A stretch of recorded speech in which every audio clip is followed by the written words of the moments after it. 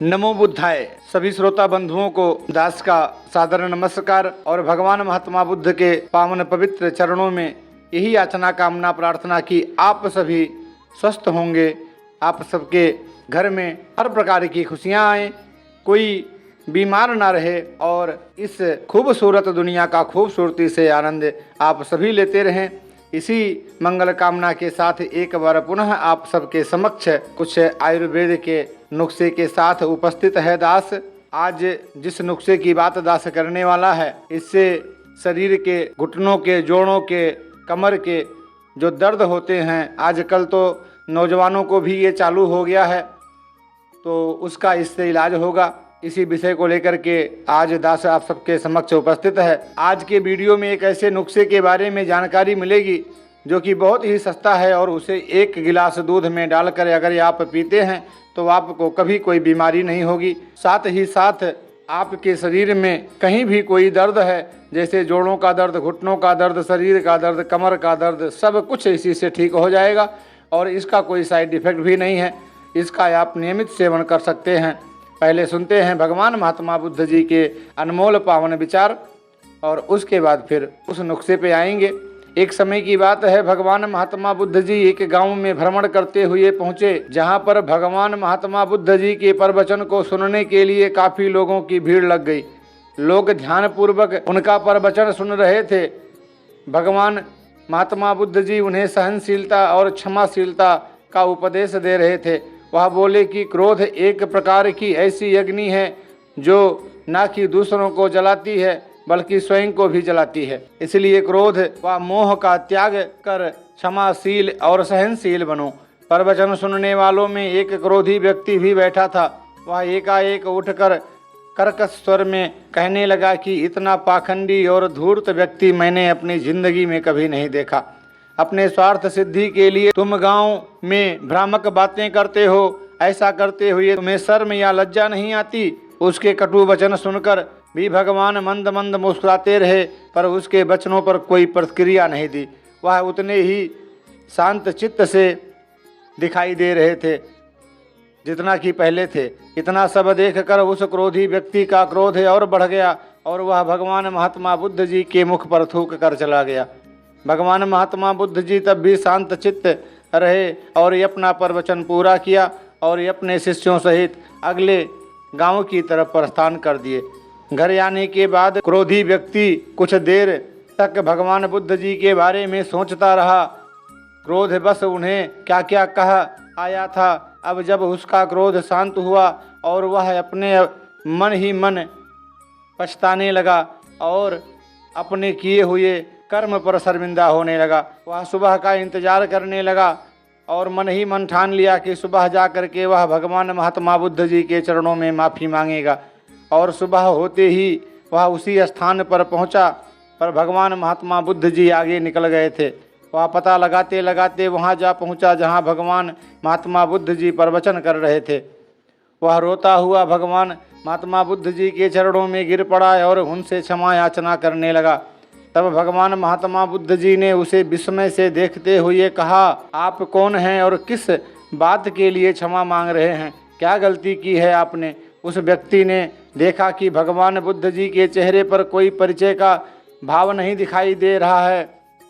तब उसने कहा कि प्रभु, आपने मुझे पहचाना नहीं। मैंने कल आपके साथ सभा में बहुत बड़ा दुर्व्यवहार किया था, आपको कटु वचन बोला था और ये आपके मुखमंडल पर थूका था। मैं अपने किए पर बहुत शर्मिंदा हूँ, आप मुझे क्षमा कर दीजिए। तब भगवान महात्मा बुद्ध जी ने मुस्कुराते हुए कहा कि बंधु, जिस कल की तुम बात कर रहे हो वह कल बीत चुका है। मैं उस कल की सारी घटनाएं और उन बातों को वहीं पर छोड़कर आगे बढ़ चुका हूँ। अब मैं वर्तमान में हूँ। तुम अभी भी उसी कल को पकड़कर क्यों बैठे हो? तुमने कल जो किया उसका पश्चाताप कर चुके हो, तुम्हारा हृदय शुद्ध हो चुका है। अब उन बातों को ही छोड़कर वर्तमान में आ जाओ और अच्छे कर्म करते हुए अपना वर्तमान सुधारो। क्यों बीती हुई बात पकड़कर अपना वर्तमान समय नष्ट कर रहे हो? अपना ये कीमती समय व्यर्थ कर रहे हो। उठो, जागो, वर्तमान में जियो और ये अपने लक्ष्य की प्राप्ति करो, अपने सपनों को पूरा करो, अपना व अपने परिवार के सपनों को पूरा करो, व्यर्थ में समय मत गवाओ। भगवान महात्मा बुद्ध जी की ऐसी बातें सुनकर उस व्यक्ति के नेत्रों से आंसू की धारा बहने लगी। वह पाँव को पकड़े ही बोला कि प्रभु, अब मैं क्रोध भावना का त्याग कर दूंगा और जीवन में प्रेम को धारण करूंगा। अपने कर्मों से जीवन को बेहतर बनाऊंगा, जिससे जीवन में किसी भी प्रकार का कोई पश्चाताप न हो। तो दोस्तों, इस कहानी से हमें यही शिक्षा मिलती है कि प्रायः जीवन में की गई त्रुटियों को हृदय में रखकर हम आजीवन उस ग्लानि रूपी बोझ को ढोते हैं और पछतावे की आग में जलते रहते हैं। जो त्रुटि हो चुकी है उसे सुधारा नहीं जा सकता, इसलिए उसे पुनः न दोहराने के साथ हमें जीवन में आगे बढ़ जाना चाहिए। जो बीत चुका है उस पर हमारा कोई नियंत्रण नहीं है, वर्तमान हमारे नियंत्रण में है, तो क्यों ना हम अपने कर्मों से वर्तमान बेहतर करें। दास तो कहता है, गलती करो, गलतियां करो, रोज करो, बार बार करो।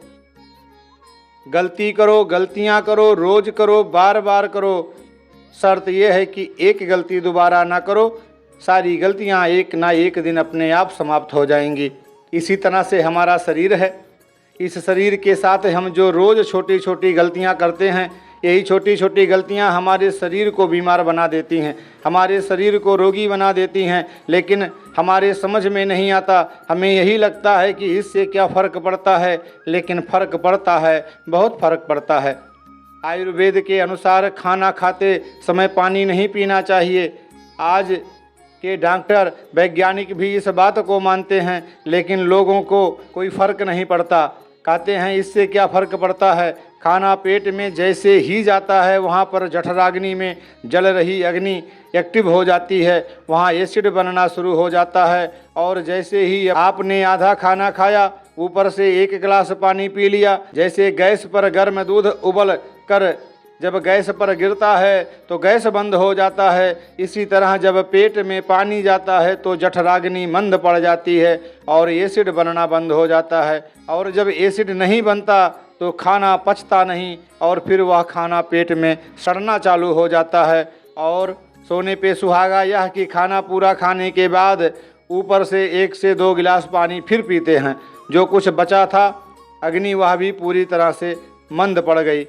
जब भोजन जो आपने खाया है वह रस नहीं बन पाया तो फिर रक्त नहीं बनेगा, क्योंकि शरीर की संरचना है ऐसी कि पहले किए गए भोजन से रस बनता है, रस से रक्त बनता है, रक्त से मांस बनता है, मांस से मैदा बनता है, मैदा से मज्जा और मज्जा से शुक्र का निर्माण होता है।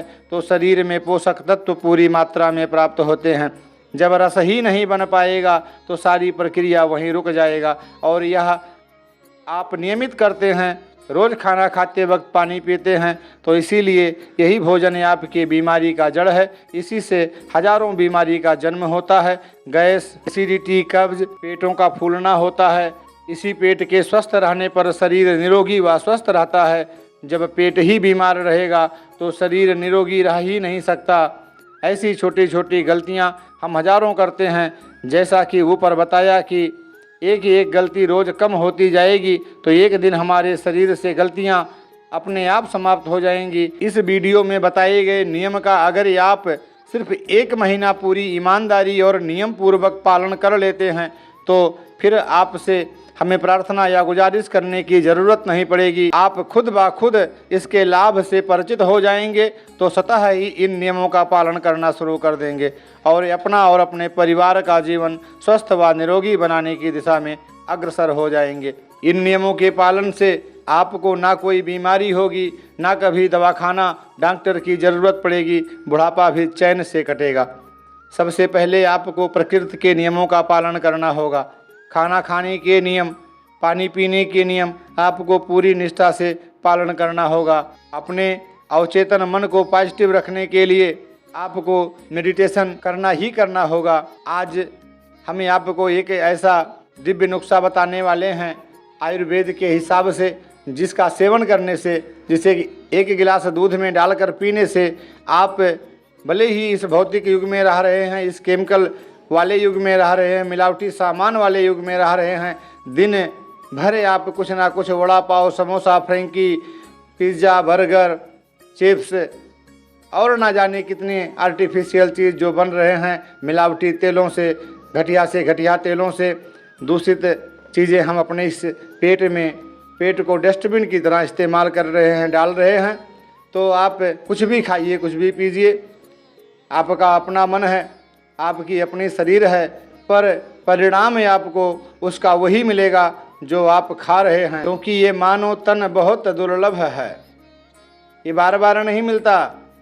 और देहाती भाषा में कहा जाए तो वही बबूरा तो खाए के अनार ना मिली, वही बबूरा तो खाए के अनार ना मिली, बाबू मनई के तनवा बार ना मिली।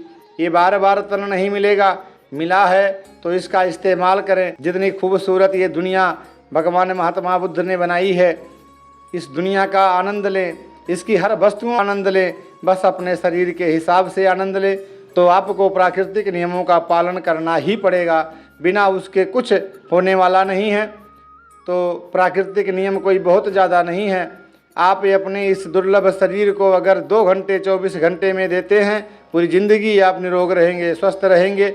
सुबह ब्रह्म मुहूर्त में उठना है, 3 से 5 बजे के समय को ब्रह्म मुहूर्त का समय शास्त्रों में माना गया है। तो आप 3 बजे उठिए, 4 बजे उठिए, 5 बजे उठिए, और उठने के बाद सबसे पहला काम बिस्तर पे उठ करके आराम से आहिस्ता से, कभी भी सोकर उठते समय झटके से नहीं उठा जाता, आहिस्ता से उठ करके अपने दोनों हथेलियों को अपने सम्मुख रखकर जिस भी भगवान में आपकी आस्था है उनके श्री चरणों में अपना ध्यान करते हुए और एक नई सुबह के लिए धन्यवाद दीजिए और आशीर्वाद भी मांगिए कि आपका दिन सुखद बीते, सुंदर बीते। और इसके बाद से उन्हीं दोनों हथेलियों को आपस में रगड़ कर अपने चेहरे पर लगाइए, चेहरे पे ताजगी आएगी।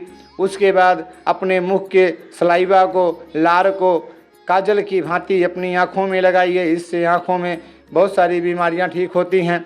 इतना कार्य करने के बाद चाहे आप ज़मीन पे सो रहे हों, बेड पे सो रहे हों, कहीं भी सो रहे हों, अपने हाथों को ज़मीन पे स्पर्श कराइए, धरती माँ से आशीर्वाद लीजिए, फिर खड़े होइए, 2 से 3 गिलास गुनगुना पानी पीजिए।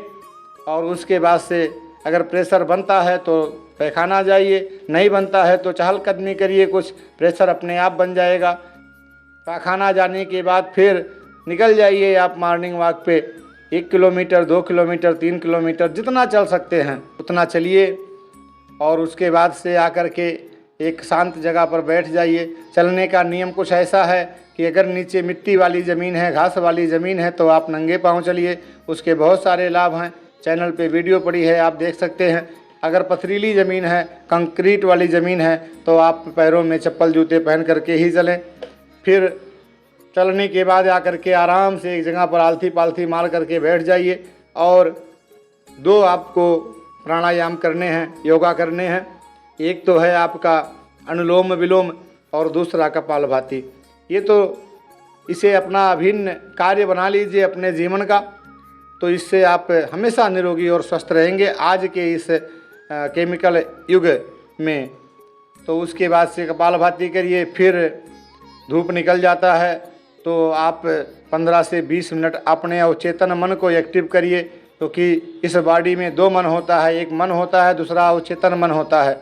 अवचेतन मन परमात्मा ने बनाया है इस शरीर को स्वस्थ रखने के लिए। वह हमेशा स्राव करता है, पॉजिटिव स्राव और नेगेटिव स्राव, सकारात्मक ऊर्जा और नकारात्मक ऊर्जा।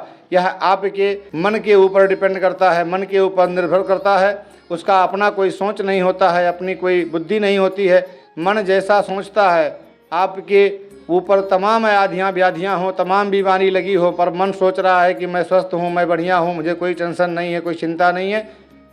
जैसे ही मन यह सोचना शुरू करेगा, आपका अवचेतन मन तुरंत सकारात्मक ऊर्जा का स्राव चालू कर देगा।